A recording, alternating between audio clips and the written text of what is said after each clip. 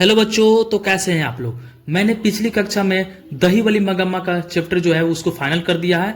अगर आप लोगों ने नहीं देखा तो पिछली कक्षा को देख लीजिए। और ये सेकंड चैप्टर है ढहते विश्वास, जो कि उड़िया भाषा में है। तो बच्चों, मैं आप लोग को बता दूं कि इस कहानी में है लक्ष्मी, जो कि एक माँ की भूमिका में है। और ये कहानी बहुत ही दर्द भरा है। अगर आप लोग शुरू से अंत तक पढ़ते हैं इसको तो आप लोग को पता लगेगा ये जो माँ है वो कैसे संघर्ष कर रही है अपने बच्चे को बचाने के लिए, अपने घर को बचाने के लिए। इसमें माँ जो है लक्ष्मी, इसके बच्चे लास्ट में मर जाते हैं और एक छोटा सा बच्चा होता है वो भी इसके हाथ से चला जाता है। जब ये बेहोश होकर उठती है तो देखती है कि दूसरे बच्चे के शव को अपने हाथ में ले लेती है और ये अपना बच्चा समझती है और फिर बहुत बिलक बिलक कर रोती है लक्ष्मी। बस इस कहानी में यही है और मैं आप लोग को आगे बताता हूँ। और इसके लेखक हैं सात कोड़ी होता, और जिनका जन्म हुआ था उड़ीसा के मयूरभंज में 29 अक्टूबर 1929 ईस्वी को। और इस कहानी के हिंदी अनुवादक है राजेंद्र प्रसाद मिश्र। और ढहते विश्वास, जो कि जिसमें प्रमुख पात्र है वो लक्ष्मी है। लक्ष्मी का जीवन बहुत ही कठिन था और बहुत ही दुखित आत्मा थी।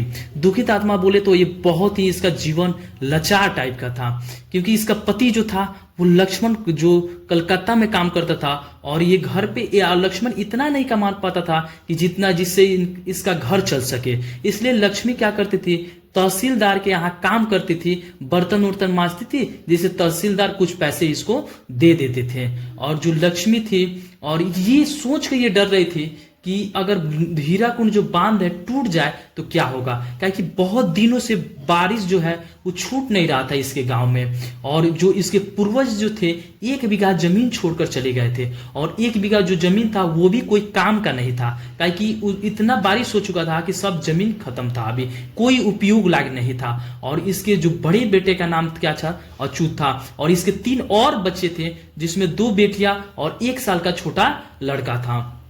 और गांव में जब इतना बारिश हो रहा था तो बहुत सोचकर डरी हुई थी लक्ष्मी कि क्या होगा अगर बांध टूट जाए और जोर से बारिश आने लगे तो क्या होगा हमारे गांव का। और जब बांध टूटने वाला था तो वहां पे सब होशियार जो लड़का था गांव का, उसका नाम गुड़निधि था, जो कि और भी सारे बच्चे अजूत ये सब मिल के बाढ़ के बारे में लोगों को सचेत कर रहे थे कि ऐसा बांध टूटने वाला है, ये हो गया, मतलब आगे आगे कोई बताते रहता है। और उसमें इन गुड़निधि ने क्या किया, स्वेच्छासेवक दल का गठन किया। और ये गुड़निधि जो कटक से लौटा था, ऑब्जेक्टिव में से पूछता है कि गुड़निधि कहां से लौटा था, तो कटक से लौटा था।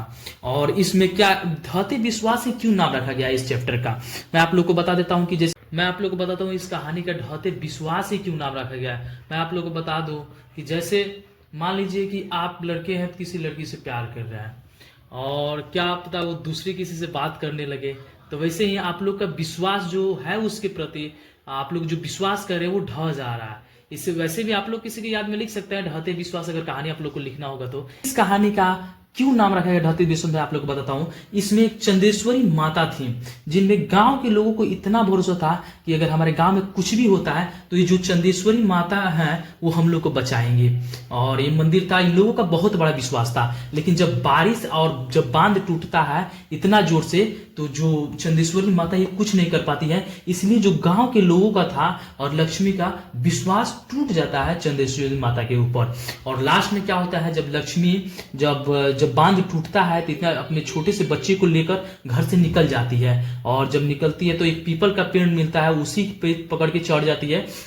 और जब बेहोश हो जाती है और जब उठती है तो देखती है इसके हाथ में इसका बच्चा नहीं था और बहुत रो रही होती है। और दूसरे किसी के बच्चे के शव को पकड़ लेती है, जानती है कि मेरा बच्चा है, लेकिन इसका ये बच्चा था नहीं। और आखिरी बस यहीं पे कहानी एंड हो जाता है। इस चैप्टर का सारांश यही था। लक्ष्मी जो थी बहुत ही लाचार औरत थी। इस कहानी में इसका घर खत्म, इसके जो पति थे वो लक्ष्मण बाहर काम कर रहे थे, इसका सब कुछ खत्म हो गया। जिस छोटा जो बच्चा था और वो भी हाथ से चला गया और 3 लोगों का पता नहीं लग पाया। और कहानी बस अब आप लोग को मैं बता देता हूं। और जी लक्ष्मी का जो घर है वो देवी नदी के नीचे था, और देवी नदी जो कि हीराकुंड जो बांध है उसके ऊपर था। मैं आप लोग को बता दूं कि ऑब्जेक्टिव कैसे पूछता है कि ढहते विश्वास कौन सी भाषा में है, तो उड़िया भाषा में है। इसके लेखक कौन है, तो सातकोड़ी होता है। इनका जन्म कब हुआ था, तो 29 अक्टूबर 1929 ईस्वी में हुआ था। ये पूछता है कि ढहते विश्वास कहानी के अनुवादक कौन है, तो राजेंद्र प्रसाद मिश्र है। ये भी पूछता है ढहते विश्वास कहानी के प्रमुख पात्रा कौन है, तो लक्ष्मी है। और ये पूछता है ढहते विश्वास कहानी में जो लक्ष्मी है उसके पति का नाम क्या था, लक्ष्मण था। ये भी पूछता है लक्ष्मण कहाँ काम करता था, तो कोलकाता में काम करता था। और जो लक्ष्मी थी कहाँ काम करती थी, तहसीलदार के यहाँ काम करती थी। ये पूछता है लक्ष्मी के बड़े लड़के का नाम क्या था, तो अच्युत था। और लक्ष्मी का घर किस नदी बांध के नीचे था, तो देवी नदी बांध के नीचे था। और ये पूछता था पूर्वज कितने बीघा जमीन छोड़ के गए थे, तो 1 बीघा जमीन छोड़ के गए थे। होशियार लड़का जो कौन बाढ़ के बारे में सोचता था, गुड़ निधि और अच्युत, ये सब था सब। और ये पूछता है कि स्वेच्छासेवक दल किसने गठन किया, गुण निधि ने ये सब मिलकर स्वेच्छासेवक दल का गठन किया था। और गुण निधि कहां से लौटा था, कटक से लौटा था। और ये पूछता था कि लोगों का और लक्ष्मी का किसके ऊपर विश्वास था, तो चंदेश्वरी माता के ऊपर विश्वास था कि जो इनको बचाएंगी बाढ़ से। और ये पूछता है कि बाढ़ की समस्या कौन से चैप्टर में बात की गई है, तो ढहते विश्वास। बस यही है इस कहानी, इतने ही ऑब्जेक्टिव पूछेगा। और सारांश भी मैंने बता दिया कि लक्ष्मी थी और उसके पति का नाम लक्ष्मण था और वो कलकत्ता में काम करता था और बाढ़ के बारे में आया। और उसके बड़े लड़के का नाम अछूत था, 1 बीघा पूर्वज जमीन छोड़ के गए थे। होशियार लड़का गुरनिधि था जो कि बाढ़ के बारे में सचेत करता था। बस आप लोग को कहानी कैसा लगा कमेंट में जरूर बताइएगा।